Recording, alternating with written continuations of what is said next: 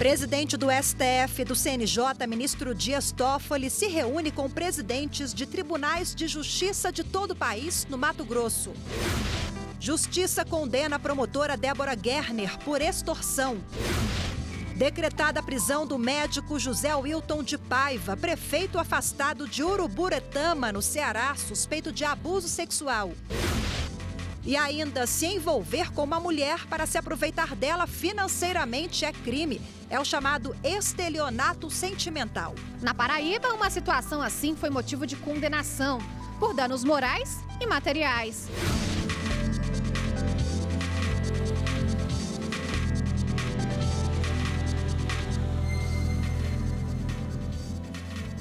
Olá, boa tarde. Boa tarde. O presidente do STF e do CNJ, ministro Dias Toffoli, está em Mato Grosso. No segundo dia de agenda no estado, ele se reuniu com presidentes de tribunais de justiça de todo o país. A reunião demonstra a integração da justiça brasileira em prol do cidadão.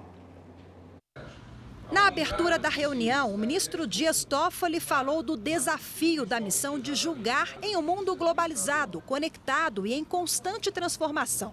Fez um balanço do trabalho do STF e destacou que a corte vai começar o segundo semestre com 51 processos de repercussão geral pautados. A nossa preocupação é a formação de uma jurisprudência estável, íntegra e coerente, para que alcancemos a previsibilidade e a segurança jurídica. O ministro Dias Toffoli também ressaltou a importância de programas do CNJ e o desafio de ter uma justiça cada vez mais perto da sociedade.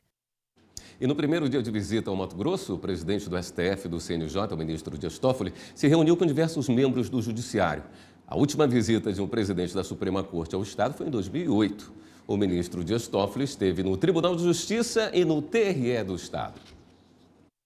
O presidente do Supremo Tribunal Federal e do Conselho Nacional de Justiça, ministro Dias Toffoli, foi recebido pela desembargadora Elinei Veloso, presidente do Tribunal Regional do Trabalho da 23ª Região, onde se reuniu também com demais magistrados e servidores.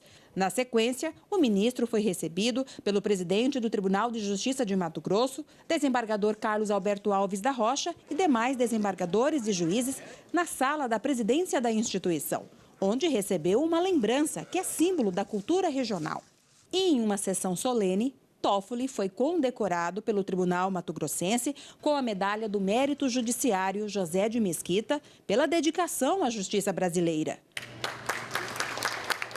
Acompanhado do presidente do TJ, o ministro se reuniu com o chefe do Executivo Estadual, onde recebeu uma comenda de reconhecimento. No Tribunal Regional Eleitoral, conversou com o presidente da Corte e demais membros, onde também foi homenageado com uma placa de agradecimento pela visita à instituição. Para nós foi uma honra muito grande. Tivemos a oportunidade de trocar ideias sobre vários assuntos, relacionados à justiça eleitoral e tivemos uma impressão muito positiva do que o ministro saiu satisfeito com o que viu na atuação dos nossos tribunais. A programação encerrou na Justiça Federal de Mato Grosso, onde, após participar de uma reunião interna, visitou a usina fotovoltaica da unidade. É um ganho muito grande para todos nós, para o Poder Judiciário, sobretudo por essa oportunidade de diálogo, de troca de experiências e de conhecimento mesmo das realidades locais. Isso é uma agenda do próprio ministro, determinada por ele.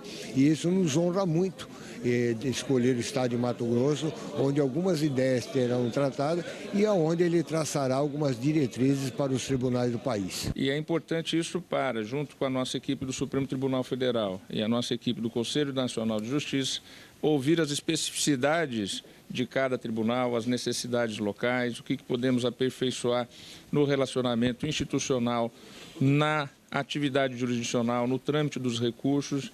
Então, esta interlocução é extremamente relevante para atender, ao fim e ao cabo, o próprio jurisdicionado, o próprio cidadão, que é aquele que procura a justiça. E nesta quinta-feira, em visita ao Tribunal de Justiça do Mato Grosso, o presidente do STF-CNJ, ministro Dias Toffoli, falou sobre a suspensão das investigações com compartilhamento de dados detalhados sem autorização judicial. As informações detalhadas dependem da prévia autorização do judiciário. Você pode exemplificar? Isso é da seguinte forma que se dá. Um cidadão diz que tem 1 milhão de patrimônio e teve 100 mil de renda no ano anterior, quando faz a sua declaração. Se o COAF identifica que esta pessoa movimentou, por exemplo, 10 milhões, tendo só 1 milhão de patrimônio e 100 mil de renda, existe um desvio. Comunica ao Ministério Público, o Ministério Público pede a quebra de sigilo ao Judiciário, o Judiciário faz a quebra de sigilo. Isso tem um controle do Judiciário. Se não é feito dessa forma, se o detalhamento é feito sem a participação do Judiciário, qualquer cidadão brasileiro está sujeito a um vasculhamento na sua intimidade, e isso é uma defesa do cidadão. Então, essa decisão não impede as investigações. Essa decisão, ela autoriza, como foi o julgamento no Supremo e no plenário, as investigações que tiveram origem do compartilhamento global e depois o detalhamento com autorização judicial. É uma defesa do cidadão. Para repercutir a fala do presidente ministro Dias Toffoli, a gente recebe aqui no estúdio a consultora jurídica da TV Justiça, Gisele Reis. Boa tarde, Gisele. Boa tarde. Eu queria pegar um trechinho da fala do ministro Dias Toffoli aqui no final e que eu acho que é um ponto crucial desse assunto. A investigação, essa decisão não vai atrapalhar de nenhuma forma as investigações que estão em curso, correto? William, exatamente. Nós temos aí investigações que elas tiveram origem a partir do compartilhamento de dados gerais e de montantes globais, e elas não estão, elas vão prosseguir de maneira normal, da forma como já estão sendo feitos os procedimentos, porque elas não se originaram do detalhamento de informações fiscais.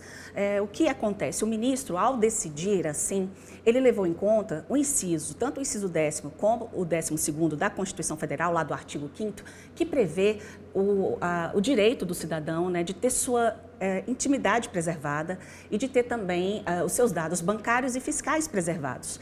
A Constituição garante esse direito. Então, a inviolabilidade desse sigilo fiscal, desse sigilo bancário, só é permitida por meio de uma decisão judicial.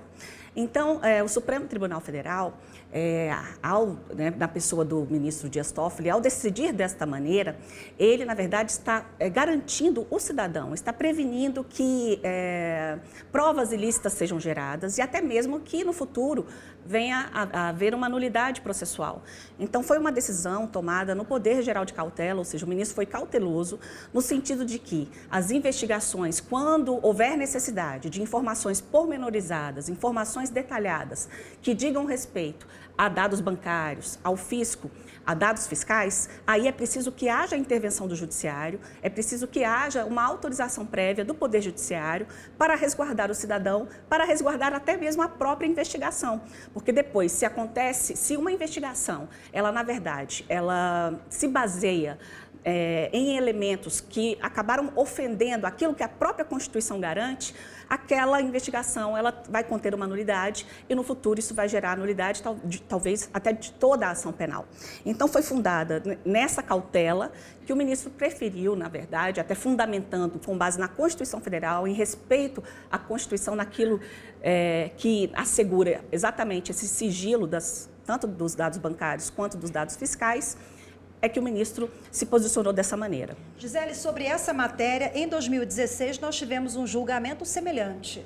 Tivemos um julgamento em 2016, inclusive foram, salvo engano, 5 ações diretas de inconstitucionalidade, todas elas, inclusive, da relatoria do ministro Dias Toffoli. Na oportunidade, o plenário do Supremo Tribunal Federal declarou a constitucionalidade da Lei Complementar 105, que é de 2001, e essa lei complementar, ela autoriza o fisco a ter acesso a dados bancários sem autorização judicial. Na oportunidade da discussão disso no plenário, ficou consignado que esse acesso seria apenas a dados gerais, ou seja, a dados de identificação do contribuinte e dos montantes globais. Então, a situação que foi apresentada, do recurso extraordinário que o ministro Dias Toffoli acabou dando essa decisão fundamentada na cautela, ela, na verdade, traz uma informação a mais, porque diz respeito a informações pormenorizadas. Então, naquela oportunidade, em 2016, quando o Supremo Tribunal Federal autorizou o acesso do fisco a dados bancários sem essa autorização judicial, foi feito exatamente autorizando apenas que dados gerais fossem acessados. Então, a decisão do ministro agora no RE, ela não contradiz a decisão que foi tomada em 2016. Ela, na verdade, está dentro da mesma linha. E agora o plenário, na verdade, poderá, porque foi uma decisão cautelar, uma decisão que será analisada pelo plenário em definitivo. Existe uma previsão desse julgamento ser realizado no dia 21 de novembro, onde todos os ministros da Corte poderão, na verdade, se manifestar acerca desse entendimento, e aí nós vamos ter um posicionamento do plenário do Supremo Tribunal Federal. Ok, Gisele, muito obrigada pela sua participação, pelos esclarecimentos ao cidadão e toda a sociedade. Boa tarde. Obrigado, Gisele. Boa tarde. O TRF da Primeira Região condenou a promotora Débora Gerner e o marido por extorsão ao ex-governador do Distrito Federal, José Roberto Arruda. O envolvimento do ex-procurador do Distrito Federal, Leonardo Bandarra, nesse caso, também foi julgado pelo tribunal. Após mais de 5 horas de julgamento, a Corte Especial do TRF1 entendeu que a promotora afastada, Débora Gerner, e o marido dela, Jorge Gerner, são culpados pela tentativa de extorsão contra o ex-governador do Distrito Federal, José Roberto Arruda, em julho de 2009. De acordo com a denúncia oferecida pelo Ministério Público Federal, os acusados exigiram que Arruda pagasse R$2 milhões e facilitasse contratos do GDF com uma empresa de Jorge Gerner, para não divulgar um vídeo em que o ex-chefe do Executivo aparecia recebendo propina de Durval Barbosa. O relator do caso, o desembargador federal Cássio Marques, defendeu a condenação do casal Gerner e foi acompanhado pela maioria dos magistrados. Considerando os graves atos dolosamente praticados por Débora Giovanetti Macedo Gerner, entendo que a permanência da ré no Ministério Público do Distrito Federal e Territórios compromete, inclusive, o bom exercício das atribuições constitucionalmente deferidas ao parquê, tal como o exercício da titularidade privativa da ação penal, artigo 129.1 da Constituição. Ora, tratando-se de ré condenada por crime de extorsão, é inequívoco que Débora Gerner padece de legitimidade moral e legal para deflagrar eventuais ações penais contra terceiros ou mesmo zelar pelo efetivo respeito aos poderes públicos e dos serviços de relevância pública aos direitos assegurados na Constituição. Débora Gerner foi condenada a 5 anos de reclusão em regime inicialmente semiaberto, além de multa e perda do cargo público. Já a pena do marido, Jorge Gerner, foi de 4 anos e 4 meses de reclusão em regime inicialmente semiaberto, mais multa. Outro destaque do julgamento foi a absolvição do ex-procurador-geral do DF, Leonardo Bandarra. Ele foi acusado pelo Ministério Público de auxiliar Gerner na extorsão. Mas, de acordo com o relator, não foram apresentados elementos que comprovassem a participação dele no crime. A Corte Especial também absolveu o empresário Marcelo Carvalho, o delator do esquema, Durval Barbosa, e a ex-assessora de Arruda, Cláudia Alves. O casal Gerner ainda pode recorrer da sentença. A Justiça do Ceará decretou há pouco a prisão do médico e prefeito afastado de Uruburetama, José Wilson de Paiva, suspeito de abusar sexualmente de várias mulheres enquanto realizava atendimentos ginecológicos. E quem tem os detalhes e conta pra gente agora ao vivo essa história é a repórter Evne Araújo. Olá, Evne, muito boa tarde para você. Oi, Rafaela, boa tarde. Então, na decisão, o juiz que analisou o pedido considerou a medida necessária para preservar provas e também evitar a influência do acusado. Além da prisão preventiva, o magistrado também autorizou busca e apreensão em 2 endereços do prefeito afastado. Segundo as investigações, José Wilson de Paiva filmava os abusos com câmera escondida. Os crimes ocorriam dentro do consultório dele, que também é médico. A defesa do acusado ainda não se manifestou sobre a autorização da prisão. Voltamos ao estúdio. Obrigado, Evne. O goleiro Bruno vai sair da prisão para cumprir a pena em regime semiaberto. A decisão foi tomada no início da noite desta quinta-feira pela Justiça de Varginha, no sul de Minas. O benefício foi concedido após o juiz analisar um acórdão do Tribunal de Justiça de Minas Gerais que excluiu a falta grave que havia sido aplicada ao goleiro. Bruno foi flagrado na companhia de mulheres e usando o celular em horário que deveria estar exercendo trabalho externo, em outubro do ano passado. Ele deve passar por uma audiência de instrução para a fixação das condições do novo regime. E a seguir, estelionato sentimental, um crime onde as mulheres são as principais vítimas. Quando a bomba estourou mesmo, de verdade, a gente descobriu que foram 28 pessoas que ele deu o golpe.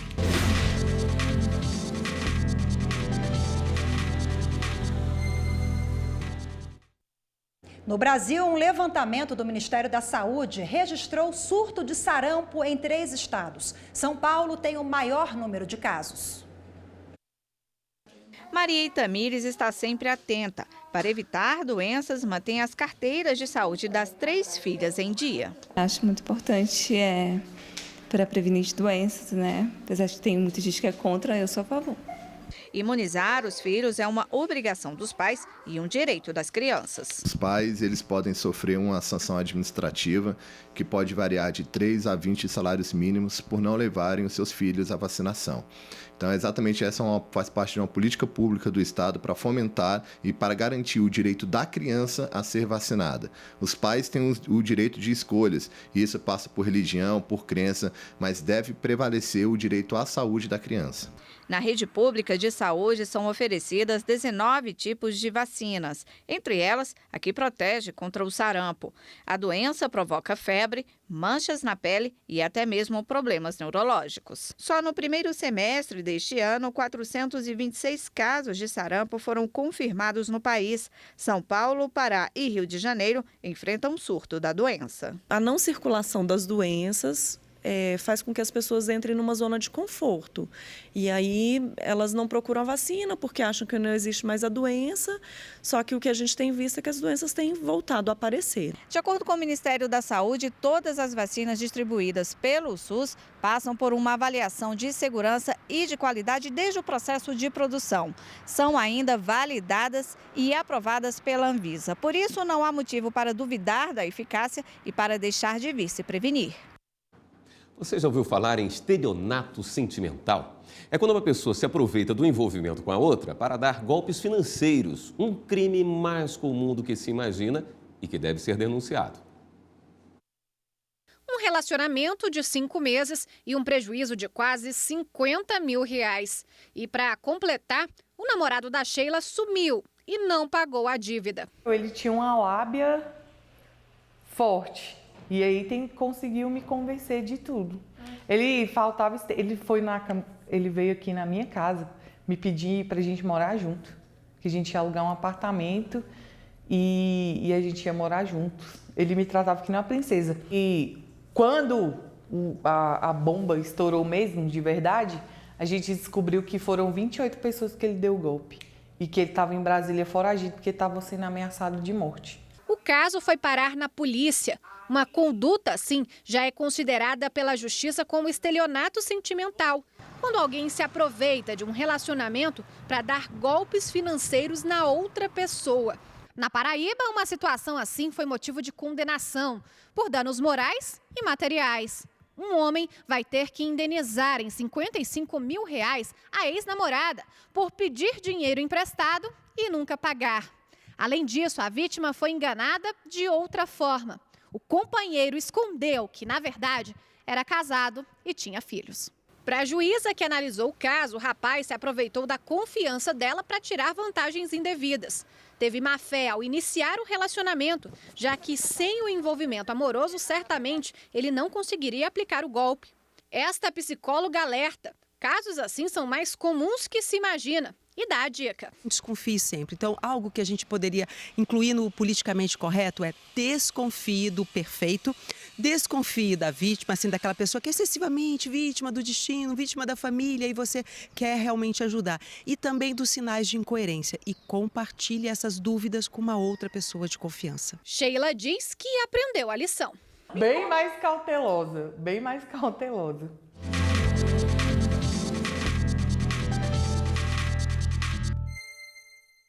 E para conversar com a gente sobre este assunto, o advogado criminal Carlos Eduardo. Boa tarde, seja bem-vindo. Boa tarde. Bom, segundo vimos na reportagem, seria um tipo jurídico novo, né? O estelionato sentimental, que prevê punições em 2 esferas, na área civil e criminal, é isso? Exato. É um termo novo que veio ser adotado recentemente, no ano de 2015, que engloba as 2 áreas, tanto a área civil, no tocante à questão do sentimento, como a área criminal, no tocante à palavra estelionato, que é um crime previsto no artigo 171 do Código Penal, que tem uma previsão de pena de 1 a 5 anos de detenção. Nós estamos falando de um crime novo? Sim. No ambiente jurídico, logicamente, né? Porque o crime, esse tipo de crime é antigo. Há quanto tempo que o judiciário enxerga isso como um crime? Bem, os primeiros casos que foram apresentados ao Poder Judiciário começaram em 2007. Aqui no Distrito Federal nós temos a partir de 2015 alguns casos que foram colocados ao Poder Judiciário e justamente numa decisão de 2015 que surgiu essa palavra de estelionato sentimental, que também existem alguns casos que já colocaram a palavra estelionato afetivo, mas realmente é recente, porque muitas pessoas não procuram justamente os órgãos públicos, não procuram as delegacias de polícia para estarem tratando acerca desse tema. Muitas pessoas guardam isso para si, sofrem esse golpe e não procuram uma forma de reaver materialmente a reparação dos seus danos. As redes sociais, elas acabaram potencializando esse tipo de crime? Sim, por conta das redes sociais, você tem um acesso a aplicativos de encontro que você pode ter contato com outras pessoas, uma forma que facilita essa forma de você conhecer outras pessoas para a prática do estelionato. E também as redes sociais, hoje em dia, apresentam materialmente a vida da pessoa, onde é que a pessoa posta, geralmente os locais que ela viaja, os veículos que ela tem, e isso torna a pessoa uma vítima, uma presa fácil, para que a outra, no caso o criminoso, ele tenha acesso às informações dessa pessoa e assim possa utilizar em seu favor para a prática do crime ou até mesmo para a prática do ato ilícito civil. Além de procurar reaver os bens, né, que foram levados, a vítima pode tentar também uma indenização por dano moral? Sim, o que se imagina é porque a pessoa ela fere a boa-fé objetiva. Quando se tem um relacionamento, imagina-se que aquela pessoa vai ter uma abertura para outra pessoa. Ela vai ser uma pessoa que vai mostrar realmente tudo que ela é. E a partir do momento que a pessoa utiliza um meio fraudulento, utiliza algum outro mecanismo para iludir essa pessoa, a pessoa sofre um abalo emocional. E esse abalo emocional, ele sim é passível de uma indenização pelos danos morais. A pessoa pode pleitear tanto os danos morais ao Poder Judiciário, como os danos materiais também, e ter essas duas reparações. Enquanto na esfera penal, também é possível que a pessoa entre com a representação, desde que tenha o meio ardil, seja considerado o meio ardil e o meio fraudulento, pode sim ser considerado também crime. Nós já tivemos condenações nesse sentido no Brasil. Agora, é difícil configurar esse tipo de crime no Poder Judiciário e quais são as provas, os elementos que essa vítima ela deve guardar, elaborar para ser ressarcida? Embora a gente já tenha condenação, realmente é um meio muito difícil de estar configurando para a esfera criminal. Para a esfera civil, nós já tivemos mais decisões nesse sentido, mas para a esfera criminal, é necessário que a pessoa comprove que a outra não tinha um conhecimento. A partir do momento que fica caracterizado que a pessoa estava tendo um relacionamento com a outra, mas que ela já tinha um conhecimento que a pessoa estava se relacionando com ela por conta do interesse material dela, aí sim ela não tem essa configuração do delito. Mas se a pessoa conseguir caracterizar que houve esse meio fraudulento, que houve esse meio ardil, que a pessoa enganou, aí pode ocorrer sim essa configuração criminal. Ok, doutor Carlos Eduardo, obrigada pela participação. Boa tarde, muito obrigado pela presença aqui. Obrigado. E no próximo bloco, as exigências legais para viajar com animais de estimação. O CVI, Certificado Veterinário Internacional, e o passaporte para trânsito de cães e gatos, que são expedidos pelo Ministério da Agricultura.